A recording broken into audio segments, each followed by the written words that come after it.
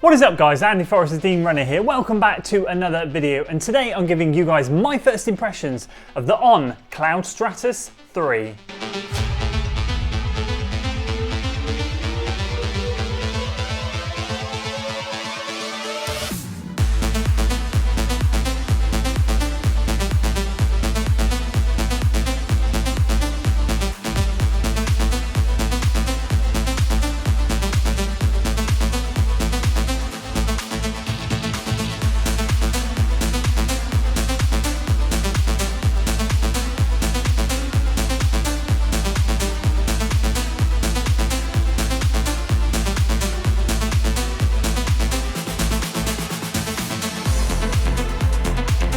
So having recently got back from my run in the ON Cloudstratus 3, I'm excited to share my thoughts with you guys. This one went really well, but I have to be honest with you, I've been left with a couple of questions which I want to share with you shortly, hence the buzzword confusing around this shoe.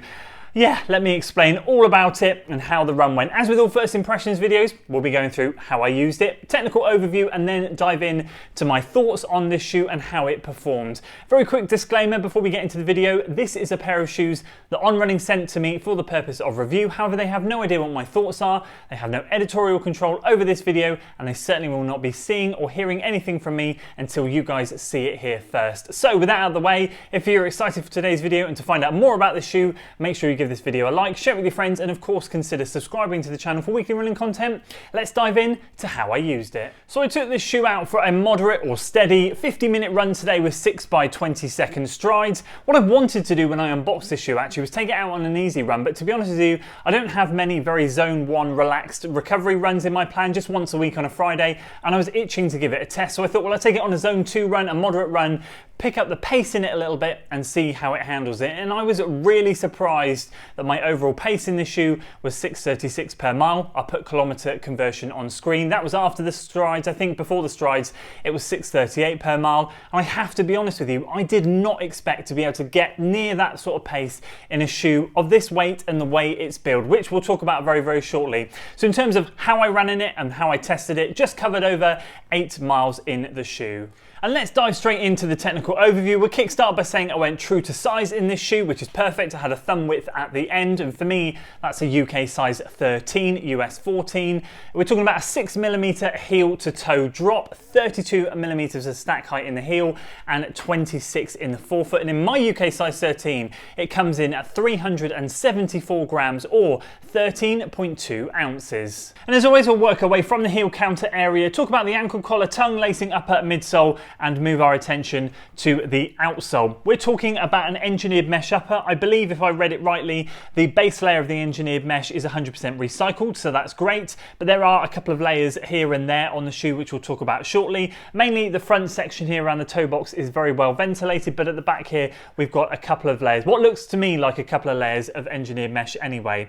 And if we focus our attention on the back, you'll see we have a relatively plush, comfortable, slip your foot in kind of feel here. Lots of padding around the top there, and we actually even have bumper padding on the outside and inside of the shoe for a reason that I'm not sure about, but it's there. And I've got to be honest with you, when I slipped my foot in this shoe, it was very comfortable. One of the things that they mentioned to me when they had done updates from the previous 2 versions was they really wanted to dial in that kind of fit and lock in and comfortable feel as you slip your foot in. I'd say they've done a pretty good job, to be honest with you. I've not tried version 1 or 2, but for me, when I put my foot in there, it was very, very comfortable. Lovely cut there under the ankle bone, didn't rub at all, just fitted really, really nicely.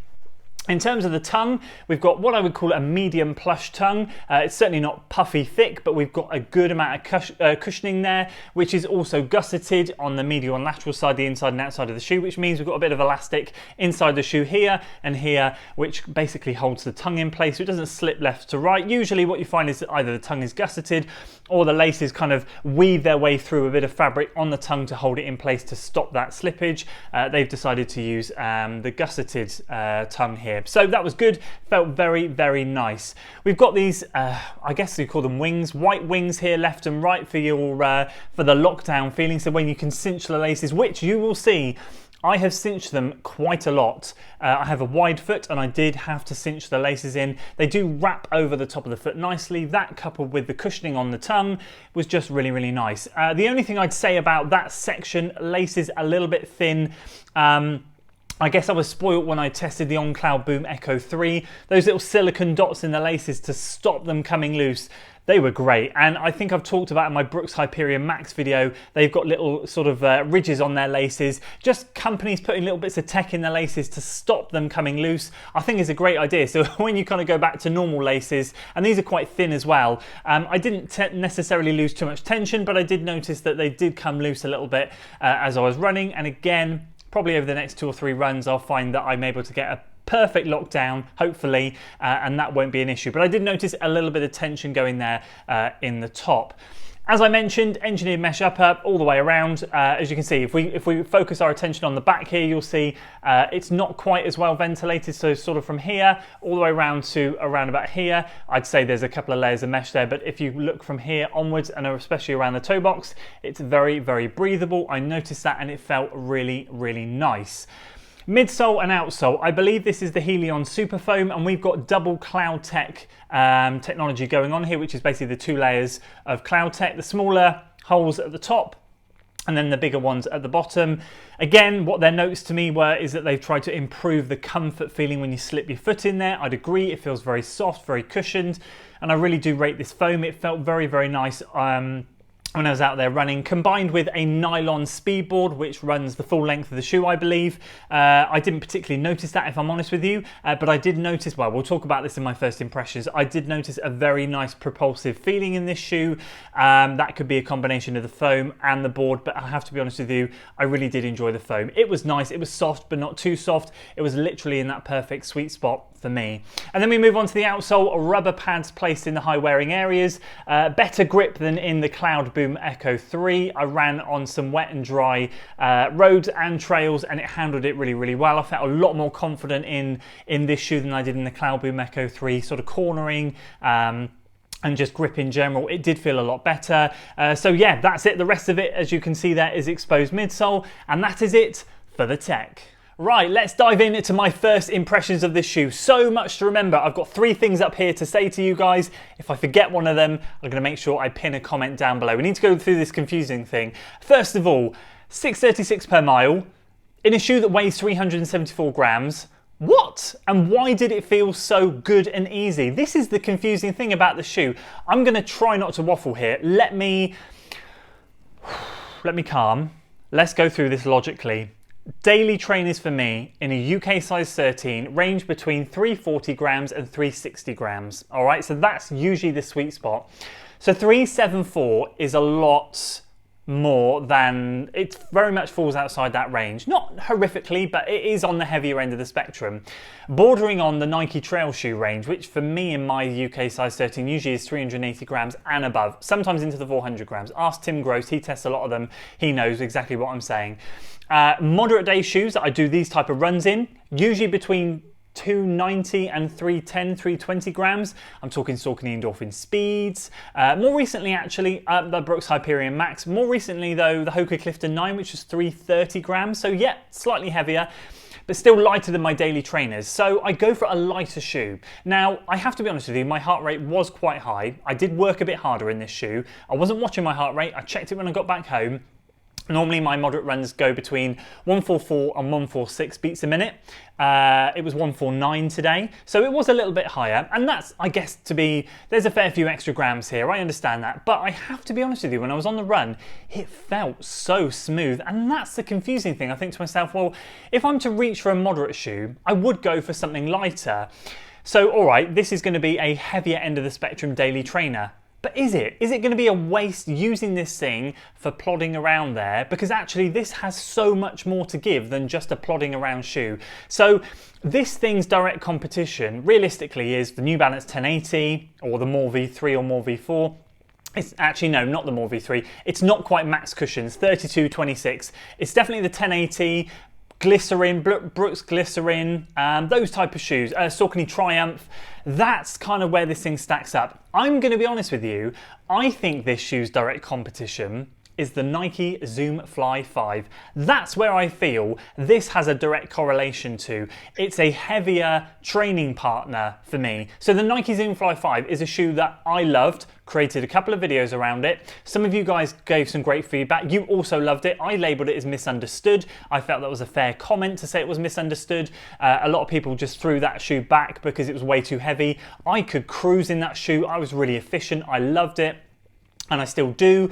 And I actually think this is more of a now the Zoom Fly 5 I believe is a little bit lighter than this, if I remember off the top of my head, but I feel like this is where that thing matches up with. I don't think this is a daily trainer, and that's why it's confusing. So yeah, I mean, as you can see, there's so much going through my mind with this shoe. I really enjoyed it, I loved it, but I don't think it falls into the category that On think it falls into. I think it is a faster shoe than a daily trainer or a plodder, a zone 1 runner. This isn't it. I don't think it is anyway. And a lot of people will buy this for that, and I get it. You will get bags of cushion, you will get comfort beyond comfort, you will love it like I love it, the comfort, everything about it. But I think it's faster. One negative with this shoe, or two negatives actually. Let's talk weight, shall we? They could shave some weight off in version 4. I hope they shave weight off. If they can get this down to 340, 350 grams in my size, now you're talking. That will be really, really good. But that aside, I talk about weight in a lot of my videos, and I don't want to spend too much time on it. Like these external bumper pads, I don't know if you need them. So these wings here, I understand what they're trying to do, but is it extra? It's quite thick material. Is it necessary? There's a few things I think they could tweak. The main downside to this shoe is if you have a narrow foot, this will not work. I genuinely believe it won't work. There's a lot of volume in this shoe. I have a wide foot. You can see that I've puckered it here because I've cinched it down a lot. I've really pulled that. Look how much I've pulled the laces in, and I have a wide foot. This shoe has a lot of volume. For me, that's brilliant. I love it. My feet have wiggle room. There's no squashing anywhere. But I genuinely do feel like from here to here, you get a lovely locked in fit. From the midfoot down, there's a lot of bagginess going on. So this is great. This could be refined. A lot of extra material, a lot of height in the shoe, everything opposite to a lot of other shoes. It's certainly not that sleek, close to the top of the foot fit. There's a lot of extra material going on. I feel like if you have a narrow foot, you might struggle in this shoe, if I'm honest with you. But that's just my honest thoughts. Otherwise, that's the only negative that I drew from this shoe this morning. I thought this is going to work for me, but it's not like Tim Gross, a fellow YouTuber. I've just mentioned him earlier. He's also a UK size 13. We have completely the opposite width feet. I have wide feet, he has thin feet. This would not work for Tim, without a shadow of a doubt. I can confidently say that. But for me, it's a dream. So bear that in mind if you're considering that shoe. If you have a wide foot, high volume, great. This will be wonderful. If not, maybe not considering it. Otherwise, yeah, just my mind is blown with it. It's like I had such a good run, strides on the end, running sub 5-minute mile pace for the strides. Didn't think I'd get anywhere near that for those. A couple of them were anyway. And yeah, I just have to be honest with you and say it was a dream to run in. A little bit heavy, I did notice it, but I certainly cruised. Very much Zoom Fly 5 vibes for me. Definitely that's where this thing matches up, in my honest opinion. I'd love to hear On's thoughts on that. I'm not sure it's the market they were going for, but for me, that's where it marries up. And yeah, otherwise, a flipping good shoe, and certainly a shoe that's going to get a lot more miles in it. I'm going to be testing this over a variety of things. I think this is going to be a great long run shoe. I feel like it's going to be a good easy day shoe, and I just want to try and find the shoe's sweet spot. I feel at the moment I'm a little bit confused as to where it's going to be really good at. And where it's going to not be so good at. Obviously, it's not going to be a top-end shoe, but how's it going to handle a long run? How's it going to handle the easy paces? So we will soon see. More content will come around the shoe, whether it's on the extra channel on this one. I will keep you all posted. So that's it for my thoughts on the On Cloudstratus 3. I hope you enjoyed it. I'd love to hear your thoughts on this shoe. Really exciting, if I'm honest with you. As I said, a shoe that's going to get a lot more miles, and I'd love to hear if you've ever tried the Stratus lineup, and if you're planning on getting number 3, drop a comment below. I'd love to hear your thoughts. That's it from me today, guys. I hope you enjoyed the video. If you did, please do consider giving it a like, share it with your friends, subscribe to the channel for weekly running content. I'll see you on the next one. Until then.